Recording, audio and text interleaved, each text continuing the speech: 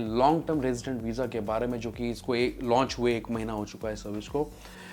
वैसे मैं as a channel एक टिपिकल टूरिज्म चैनल हूँ, जहाँ पे हम ट्रैवल व्लॉग्स भी बनाते हैं आपके लिए, खूब सारी रिक्वायरमेंट शेयर करते हैं, कैसे ट्रैवल करना है, ये सब चीज़ें डिस्कस करते हैं, न्यूज़ शेयर करते हैं आपके साथ, अपडेट्स देते हैं आपको। लेकिन एक स्पेशल फरमाइश के तौर पे it's a video regarding investments. ठीक है, एक वीडियो मैं पहले डाल चुका हूँ, अब ये दूसरी वीडियो है।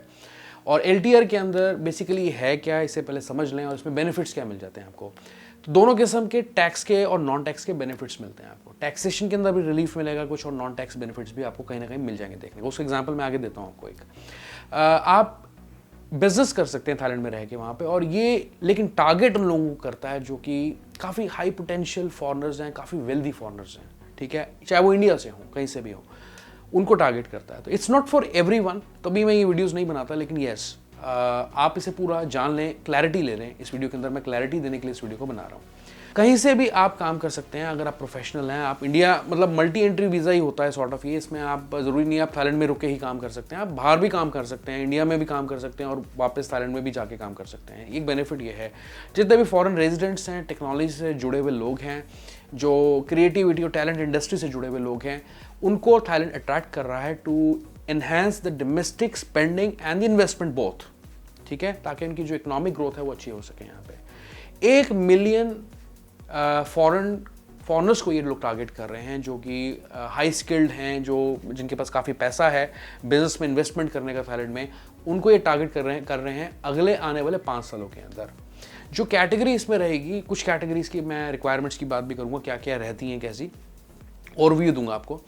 वेल्दी पेंशनर्स हैं, जो रिटायर्ड पेंशनर्स हैं वो हैं, या ग्लोबल सिटीजन्स हो गए जो हैं, और हाई स्किल्ड प्रोफेशनल्स हो गए, जो लोग थाईलैंड में काम करना चाहते हैं या थाईलैंड से काम करना चाहते हैं, वो प्रोफेशनल्स और उनके जो डिपेंडेंट्स हैं वो भी जा सकते हैं। प्रिविलेजेस इसमें बेसिकली क्या होती हैं कि ये 10 साल का रिन्यूएबल वीज़ा है, और पहले 5 सालों के लिए आपको ये वीज़ा ग्रांट किया जाता है बाय डिफ़ॉल्ट। इसके बाद आप इस पर एक्सटेंशन ले सकते हैं अगले और आने वाले 5 सालों के अंदर, अगर आपकी क्वालिफिकेशंस मीट करती है, और वो होंगी आपकी, राइट। और जो बेनिफिट है आपको ये है कि फास्ट ट्रैक सर्विस ले सकते हैं आप इंटरनेशनल एयरपोर्ट्स पे। तो मतलब आपको सबसे ज़्यादा प्रायोरिटी दी जाएगी। एग्जेम्पशंस हैं आपको, मतलब आप कितनी मर्जी बारी थाईलैंड को छोड़ के जाएं, थाईलैंड में एंटर करें, पहले 1 साल के लिए आपको ये एग्जेम्पशन मिलती है, और मल्टी एंट्री परमिट है ये। ठीक है, परमिशन आपको मिलेगी थाईलैंड में काम करने के लिए, और डिजिटल वर्क परमिट जो है आपको इशू किया जा सकता है। और 17% का आपकी स्लैब में, इनकम टैक्स की स्लैब में आप आएंगे, जो हाईली स्किल्ड प्रोफेशनल्स हैं। ठीक है, टैक्स एग्जेम्पशन आपको मिलेगी अगर कोई ओवरसीज इनकम है। मतलब कहने का ये कि थाईलैंड के अलावा अगर आप फॉरेन कंट्री में कहीं कमाते हैं, मान लीजिए इंडिया में ही आपको कोई बिजनेस है, या आप जॉब करते हैं इंडिया के अंदर भी, आप मतलब कि काइंड ऑफ रिमोटली काम कर रहे हैं थाईलैंड से, तो उस केस के अंदर भी जो है आपको टैक्स एग्जेम्पशन मिलेगी फॉरेन इनकम पे। फिर आपका जो प्रोसेस रहेगा इमिग्रेशन और वर्क परमिट सर्विसेज का, जब भी आपको रिन्यू कराना पड़ेगा अपना वीज़ा, तो 1 स्टॉप सेंटर्स उन्होंने डेडिकेटेड बनाए हैं, जो कि आपका वीज़ा और वर्क परमिट्स को आपको हेल्प करेंगे आपको उसको प्रोसेस करने में। अब किस तरीके से इसे अप्लाई किया जाता है वो देखते हैं। तो पहले आपको एप्लीकेशन सबमिशन करने के लिए रजिस्टर करना पड़ेगा उनके एक पोर्टल पे, वहाँ जाके आप अपनी एप्लीकेशन को सबमिट करेंगे। फिर नेक्स्ट स्टेज है क्वालिफिकेशन इंडोर्समेंट। तो यहाँ पे आप सारे जितने भी अपने डॉक्यूमेंट्स हैं क्वालिफाई करने के लिए वो यहाँ लगाते हैं, और उसको इवैल्यूएट करने में वो लोग 20 दिन लेते हैं। जब ये इवैल्यूएशन हो जाएगी, आपकी क्लियर हो गई इवैल्यूएशन, तो आप वीज़ा को अप्लाई करेंगे जितने भी क्वालिफाइड एप्लीकेंट्स हैं। और इसके लिए आप डायरेक्टली रॉयल थाई एम्बेसी से भी कर सकते हैं, कॉन्सुलेट से कर सकते हैं, या अगर आप थाईलैंड में रहते ही हैं ऑलरेडी, तो इमिग्रेशन ऑफिस में जाके भी आप इसे अप्लाई कर सकते हैं वीज़ा को। इंडिया में आई थिंक अभी LTR इन्होंने शुरू किया है हाल ही में, तो इसके बारे में मैं और जानकारी लूँगा। मतलब कि आप VFS थाईलैंड के थ्रू अप्लाई कर सकते हैं अब LTR वीज़ा। पर इसके बारे में थोड़ी और क्लैरिफिकेशन लेना चाहता हूँ, इसलिए आपको कमिट नहीं करता या मैं आपको कन्फर्म नहीं करता, बट चांसेस हैं, और मैंने शायद पढ़ा भी है, मुझे थोड़ा ध्यान आ रहा है कि LTR आप ले सकते हैं VFS थाईलैंड के थ्रू। तो आप उन्हें कॉन्टैक्ट कर सकते हैं, हो सकता है उनकी सर्विस चार्जेस कुछ और अलग से हो इस केस के अंदर। आपका जब इंडोर्समेंट आ जाता है, क्वालिफिकेशन इंडोर्समेंट क्लियर हो जाता है, वीज़ा अप्लाई करते हैं, तो आपको within 60 days from the issuance date of the endorsement letter you have to get your visa, you have to apply for your visa, sorry, not get your visa but apply for your visa। अब जो processing fees है इसकी 10 year की multi entry की visa की ये है 50,000 बाट आपको इनिशियली डिपॉजिट करने पड़ेंगे। ठीक है, पर पर्सन की मैं ये बात कर रहा हूँ अगर आपको LTR वीज़ा थाईलैंड में चाहिए। और अगर आप LTR वीज़ा थाई एम्बेसीज से या कॉन्सुलेट वगैरह से अप्लाई करते हैं, ई वीज़ा लेते हैं, तो यहाँ पर फ़ीस इनकी वेरी कर सकती है। तो उसकी कोई एक डिफ़ॉल्ट फिगर नहीं है जो मैं आपको कोड करके बता सकता हूँ। तो उस केस के अंदर मान लीजिए आप वीएफएस से अप्लाई करते हैं, या वीएफएस से ना आप डायरेक्टली इंडिया से कॉन्सुलेट से करते हैं, तो यहाँ पे आपको जो है कुछ फ़ीस वही आपको बता सकते हैं। वैसे अगर आप थाईलैंड से करते हैं तो 50,000 बाट स्ट्रेट है। डिजिटल वर्क परमिट उसके बाद आपको वीज़ा के बाद इशू किया जाता है, ठीक है। तो applicants who work in Thailand they can collect their digital work permits at the department of employment, जो वन स्टॉप सर्विस सेंटर की मैं बात कर रहा था, उसका एक हेडक्वार्टर है बैंकॉक के अंदर। उसका एड्रेस मैं आपको दे देता हूँ, शमशोरी स्क्वायर बिल्डिंग, बैंकॉक, और प्रोविंशियल लेबर ऑफिसेज। इसका जो एड्रेस है आपके सामने स्क्रीन पे भी आ रहा होगा।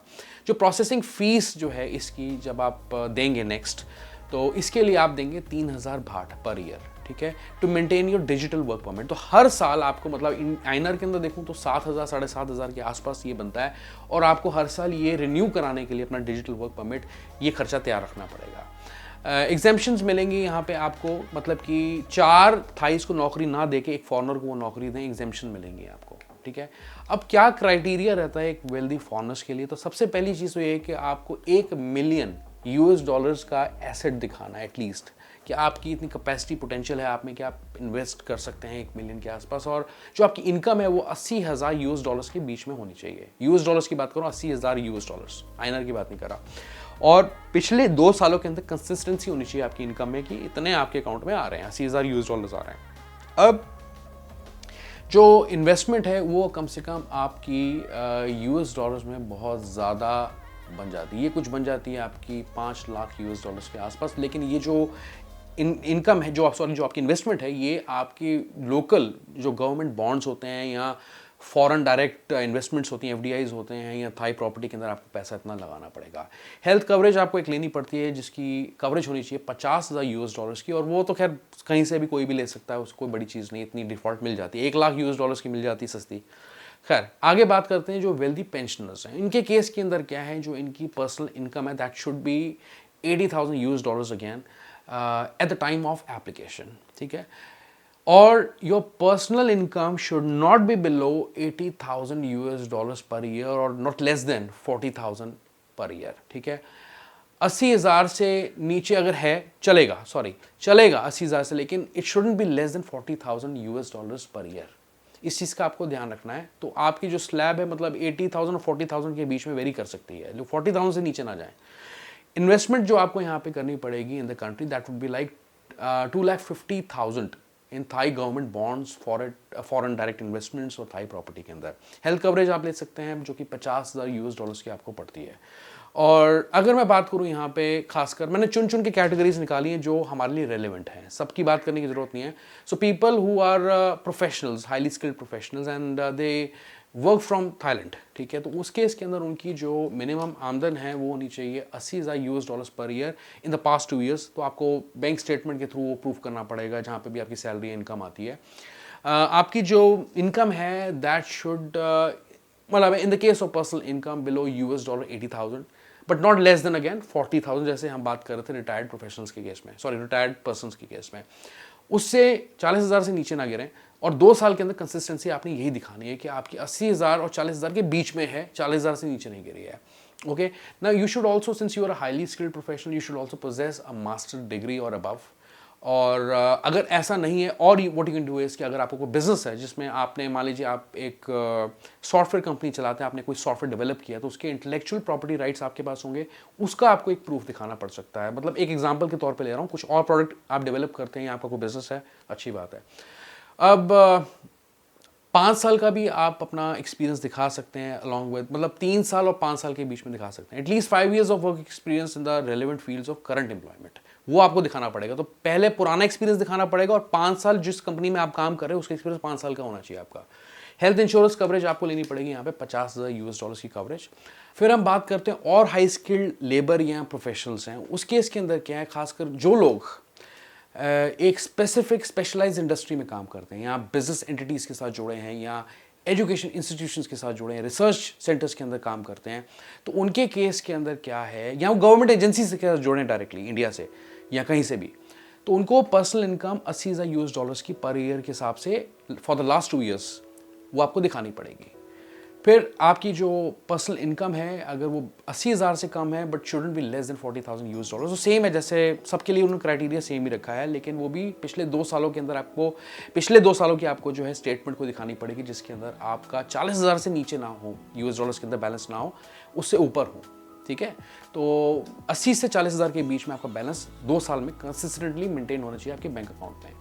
मास्टर डिग्रीज आपके पास होनी चाहिए, और खासकर साइंस एंड टेक्नोलॉजी के अंदर उन लोगों के लिए ज़्यादा है ये चीज़, या जो लोग हायर एजुकेशन इंस्टीट्यूशन के साथ जुड़े हैं, रिसर्च इंस्टीट्यूशन के साथ जुड़े हैं, किसी ट्रेनिंग इंस्टीट्यूशन के साथ जुड़े हैं, या थाई गवर्नमेंट एजेंसी के साथ काम करें, उनके लिए उनका जो at least they should have to show 5 years of work experience in the targeted industries except for applicants with PhD।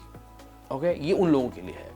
And then health insurance की मैं यहाँ बात करूँ तो आपको 50,000 यूएस डॉलर्स की कवरेज लेके चलनी है। इसके बारे में जो भी आपको जानकारी चाहिए, इसके लिए मैं एक डायरेक्ट लिंक आपको देने जा रहा हूँ, वहाँ जाके आप इसके बारे में पढ़ भी सकते हैं, जान सकते हैं, और अप्लाई भी वहीं से कर सकते हैं। वहीं से आपकी एप्लीकेशन रजिस्ट्रेशन शुरू होगी। If you can do it then definitely do it. एक अच्छी अपॉर्चुनिटी आप लोगों के लिए, एक फॉरेन लैंड में काम करने के लिए, अपने बिजनेस को एक्सपैंड करने के लिए, अपना नेटवर्क को एक्सपैंड करने के लिए, nothing like it. Guys that's all in this video. इस वीडियो को जरूर लाइक करें, कैसी लगी आपको ये वीडियो जरूर बताएं, और चैनल को जरूर सब्सक्राइब करते हुए जाएं। See you once again, bye and take care.